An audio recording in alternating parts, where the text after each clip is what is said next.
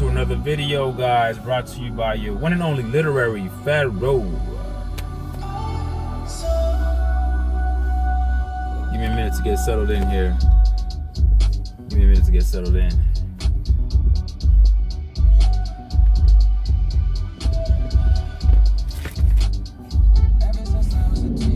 Speaking of getting settled in, this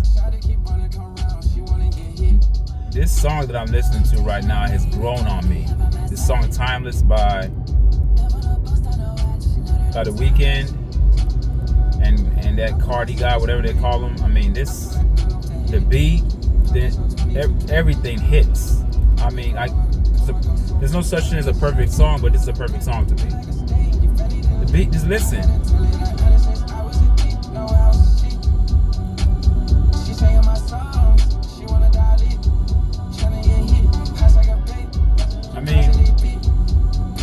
The beat, I mean, when I first heard this song, I didn't care for it.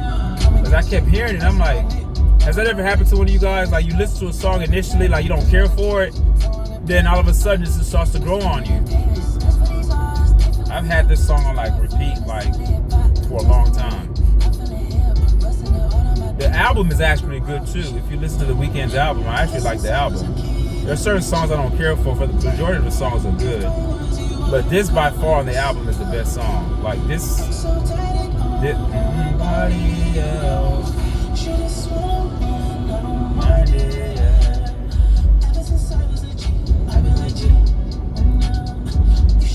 I can see somebody stepping into the scene with a nice suit on, just stepping in. Nobody else.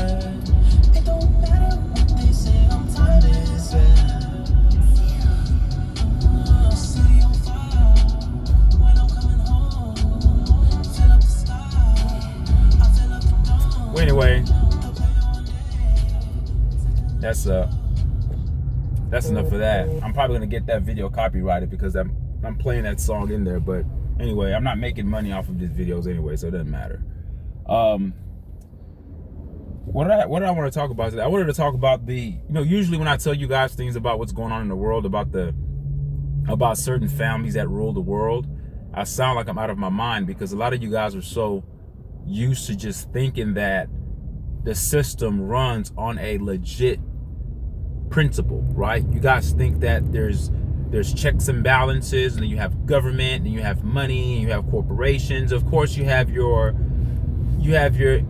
subtle inductions of greed, and some of you guys are so surface-minded that it's very, very difficult to get beneath your surface type of thinking. Because a lot of the times, everybody thinks that everything is predicated on money, and I've told you guys 1,000,001 times that money is just the apparatus to control people, but control is the main motive. If that makes any sense, control has always been the main motive.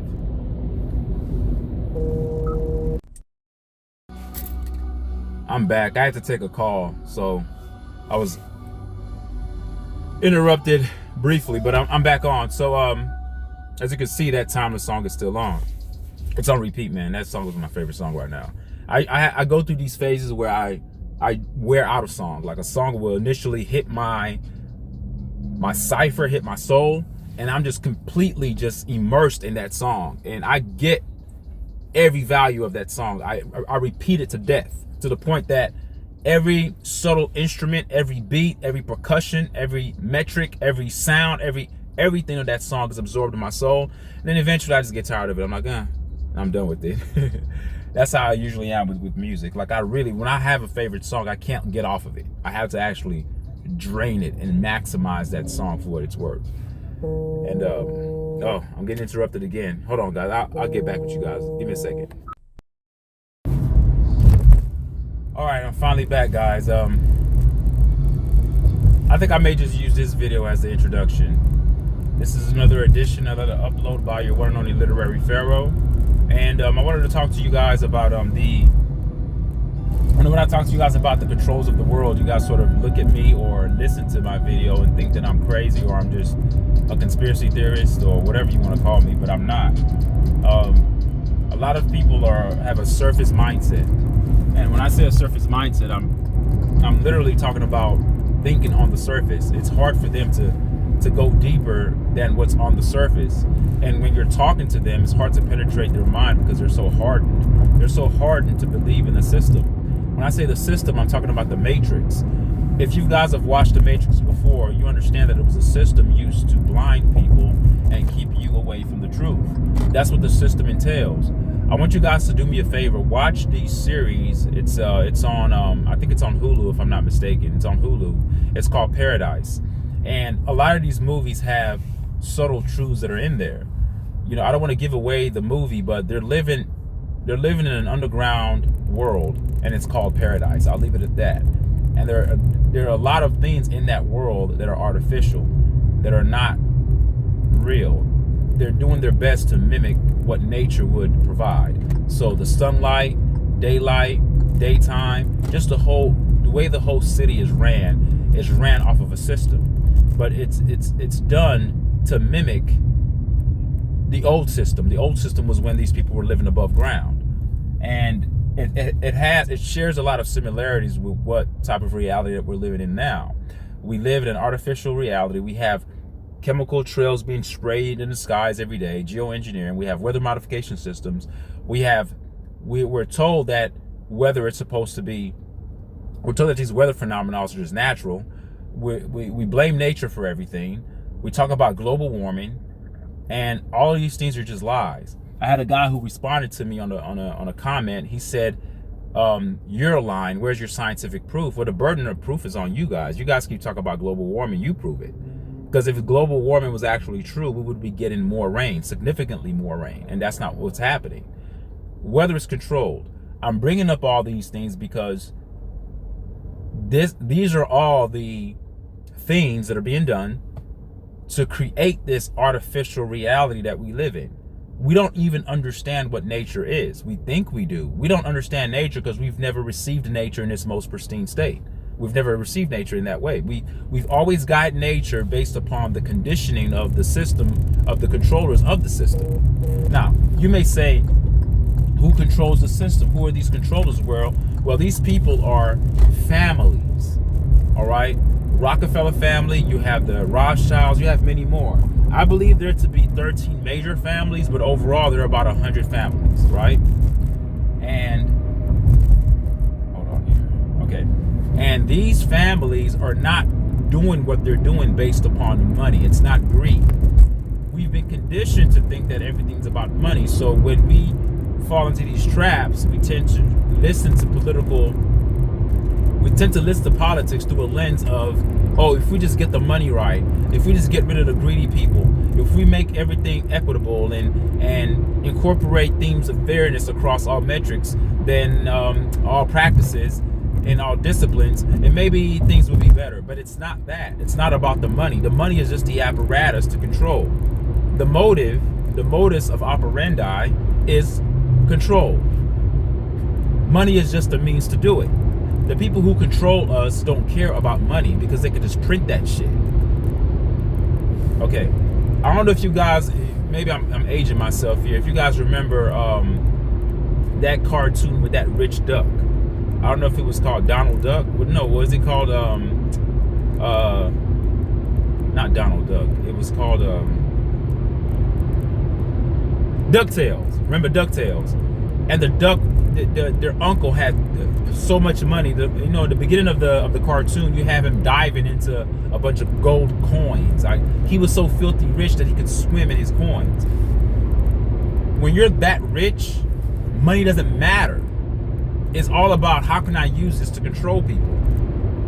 They're two different worlds, which infuses the concept of a dichotomy. We live in one world, but within that one world system, there's a division. You have those that have. Now, I'm not talking about the have and the have-nots in the way that you have normally been taught. I'm not talking about that. When you guys talk about haves and have-nots, you're talking about the people who just have money and people who don't have money. No, I'm talking about the haves are the people who have so much money that money doesn't even matter. You see, there are people who are rich, who have money, but the money still matters to them. They still work for it. They still count their pennies. They're making sure they're saving. They're trying to invest to get more of it. everything they do is predicated on getting more of that money. Okay? That's not the haves. The haves, I'm talking about from a macro perspective, the haves are the ones that have so much of it that it doesn't even matter to them. It doesn't matter at all. So these people are so filthy rich that money doesn't matter to them. Those are the haves.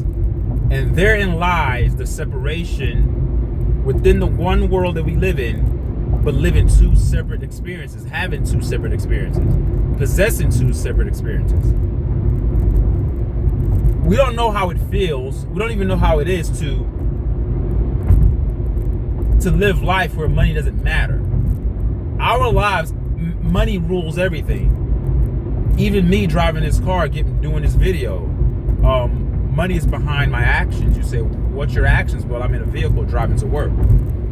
If money didn't matter to me, I'll be home working on myself, doing things that I want to do, meditating, working out, I don't know, writing, reading books. But remember, the controls don't want a nation of thinkers. They want a world of workers, because the more you work, the less time you have to think. And most of your thinking is going to be predicated on the ecosystem they've given you, the financial ecosystem that they've surrounded you with. So you're inundated by that environment that has influential properties to flip your mindset to think about what they want you to think about. So most of your time is thinking about, how am I going to get to work? How am I going to get a job promotion? How am I going to get a raise? How am I going to bolster my resume? That your whole thinking is predicated on what they want you to think, because they control the routine of the mundane. So when the mundane and the routines of your life, of your existence, and the things that you do continually, if those things are controlled, then your thinking is controlled, because you never had control to begin with.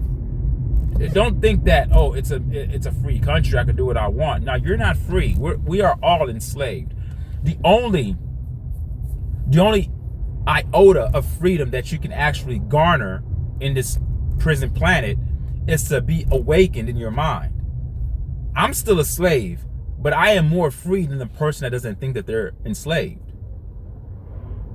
Perception is reality, I get it, and they say ignorance is bliss. I don't believe in those two concepts. I believe that your perception can be your reality, but if you have a skewed perception, then your reality is skewed. And if you live off of this,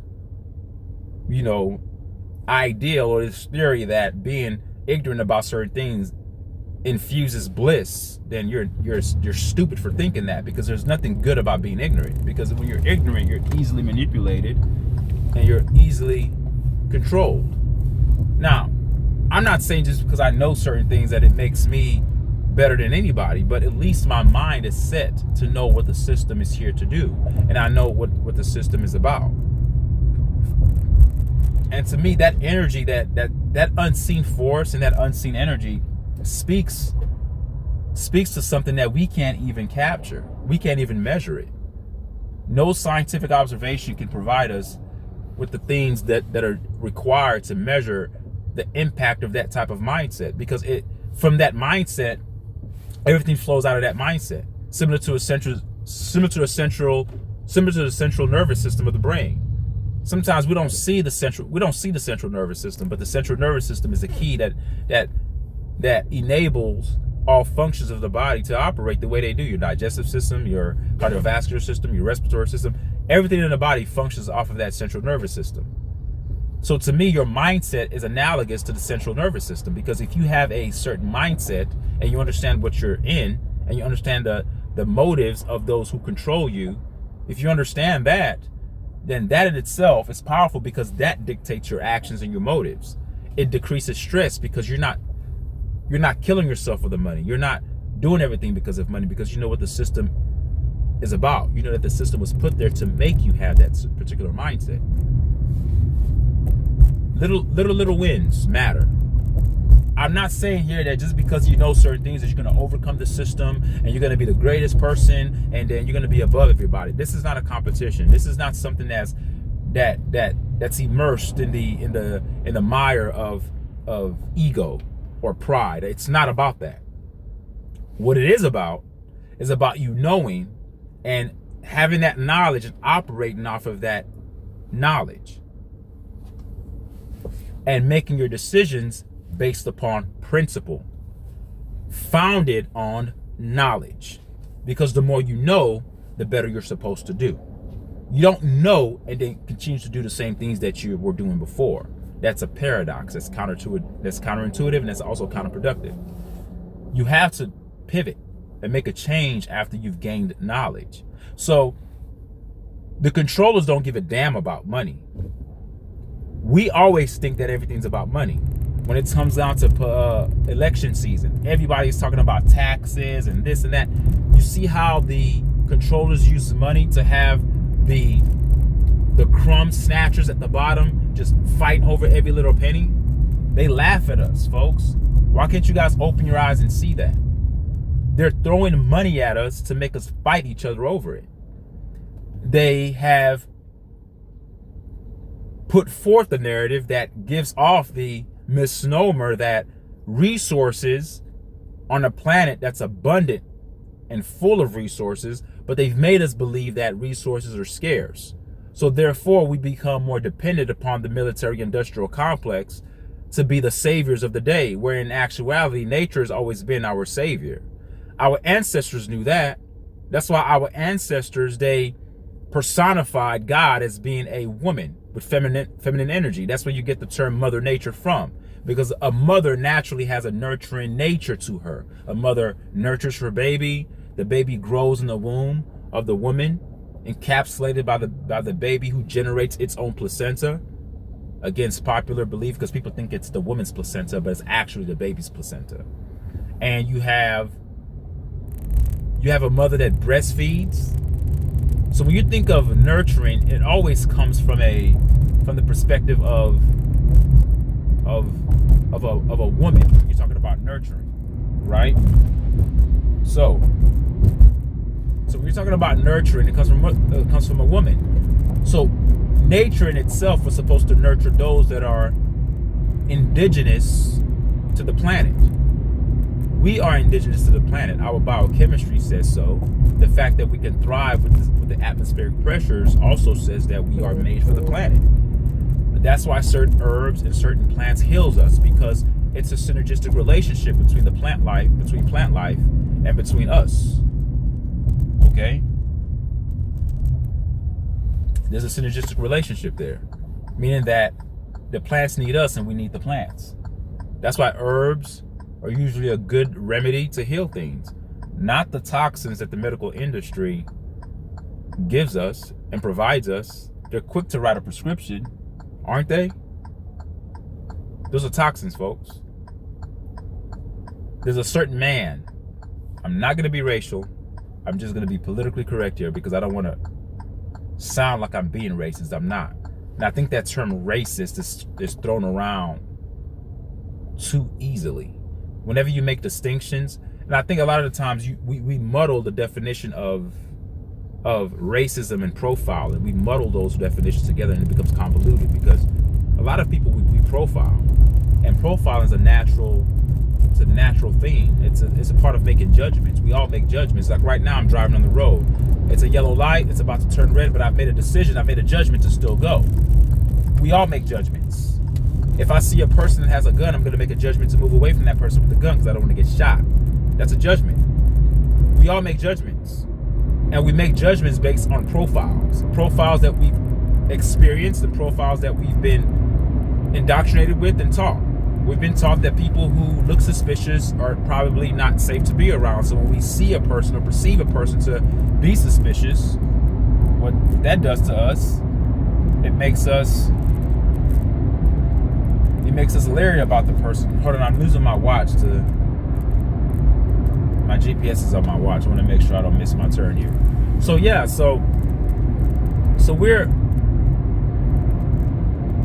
given a way to think, and we operate the way that they want us to operate. And we think within the system that they've given us that somehow, some way, we're going to be able to find our own freedoms. You can't find your freedom using the system that the controllers gave you. We've been taught to work hard and you can be whatever you want to be. That's a freaking lie.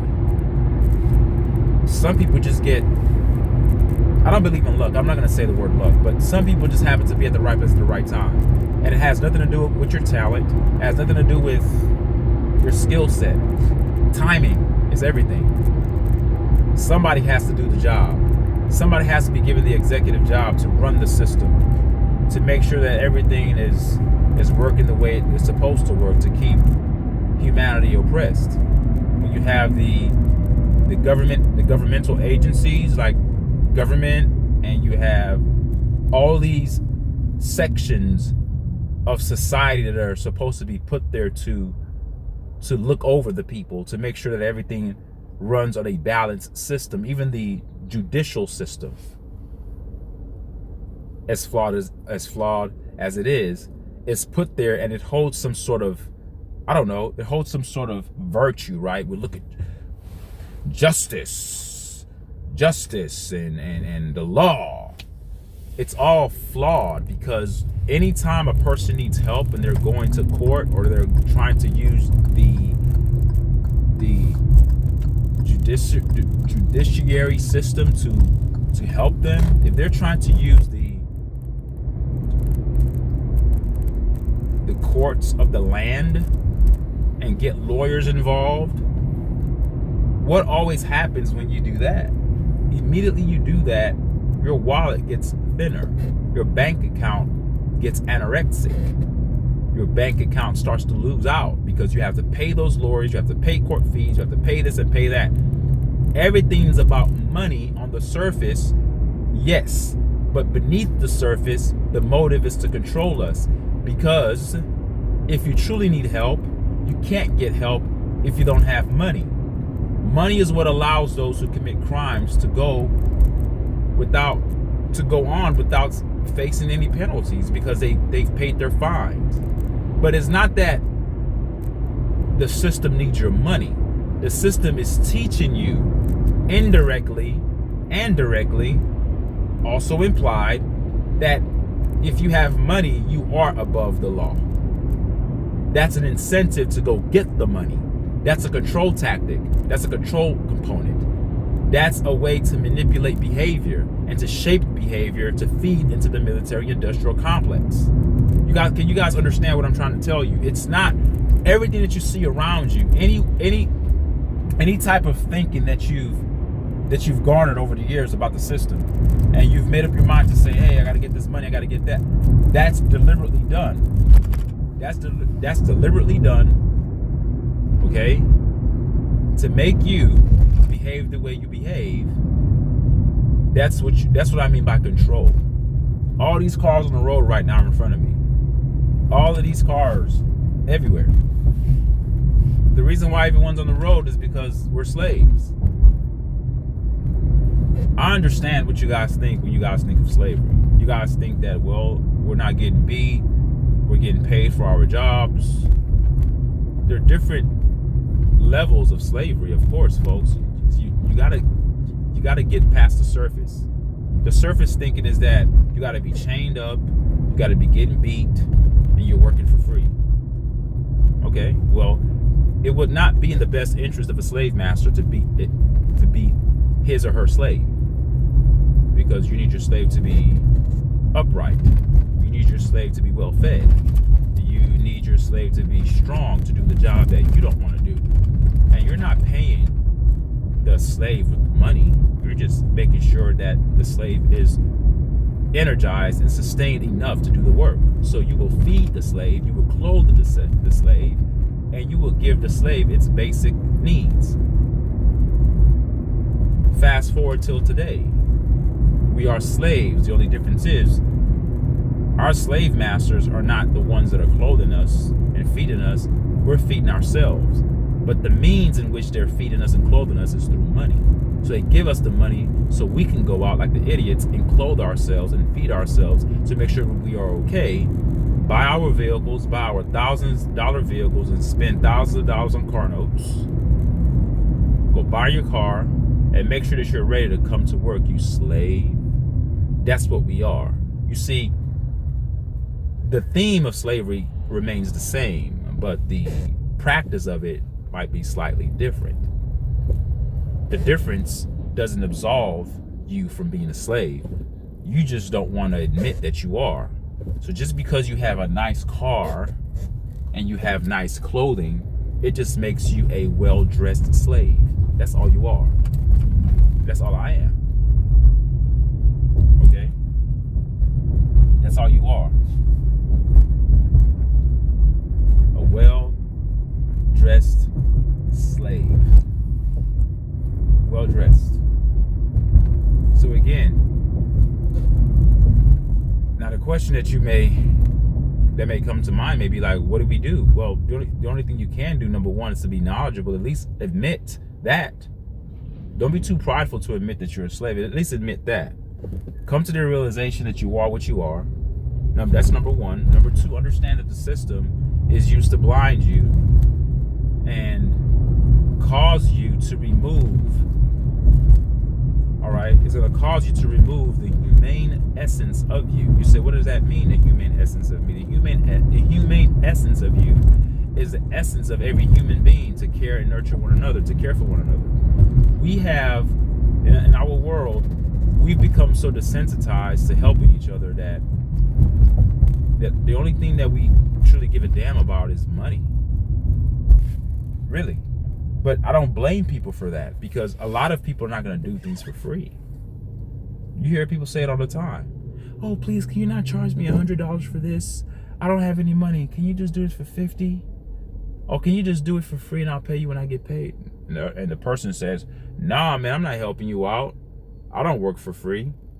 Pay me my money. Well, I can't get mad at the person saying I don't work for free, pay me my money. But you know why that person wants his money? Because that person has bills to pay. So the system forces us to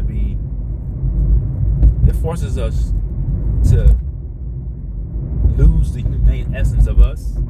It dehumanizes us in the sense that we all of a sudden think that the more money you have, the more human you are. We've actually incorporated an inverted definition of what being human is. We've become materialists. And we're becoming what the AI takeover wants us to become. The AI takeover is them taking human consciousness and inserting it inside robots and having the artificial intelligence operate as if it was natural intelligence. But that's material, because what makes us human is immaterial. Yeah, we're physical, we're flesh. That's what we see with the eyes, but we're energy in motion. We have a consciousness, we are aware. AI is artificial. It gives off the illusion that it's aware because of its knowledge and the fact that it can speak like we can. But speaking in the use of language are all barriers to being one with your soul. A lot of the times, you don't need to speak, you can just read the room. I mean, Tower of Babel is a prime example of how the God you guys serve use language as a barrier to separate us from one another. The minute we started infusing language into our normal social experiences, that became an impediment to progress. We don't think just because you can speak that means that, no, speaking actually blocks true spirituality. Why do you think when you're meditating, are you speaking when you're meditating? No.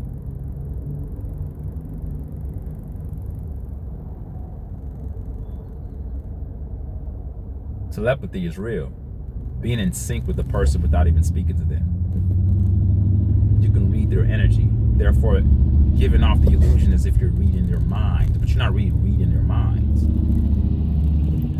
You're using your ability, because you are energy in motion. You're using your ability as being an energy force, using that as an apparatus to understand their energy. So because you're in tune with your energy, you're more willing and empathic to understand others' energy. Yeah, so we're slaves, folks. But the way you get out of it is to admit that you are, And you're never going to really get out of it, but you can get out of it spiritually, meaning that your whole life will be predicated on money. And this is a message that I'm giving myself as well. It doesn't mean that if someone offers me a job today and says, hey, we're going to pay you more, increase in salary, and I like the job that I'm going to get, doesn't mean I'm going to turn it down. I'm not telling you guys to turn down money. What I am telling you is that don't make everything about money.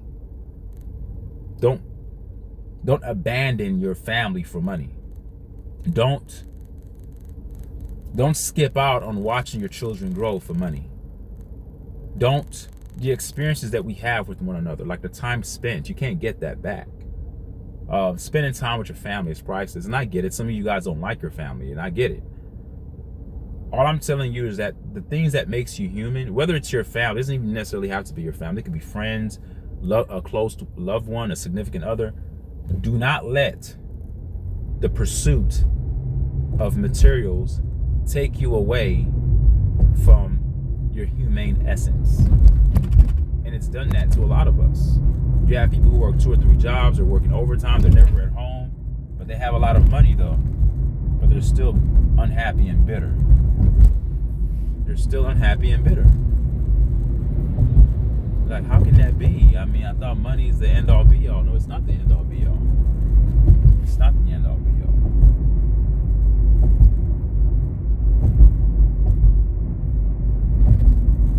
It's not the end all be all.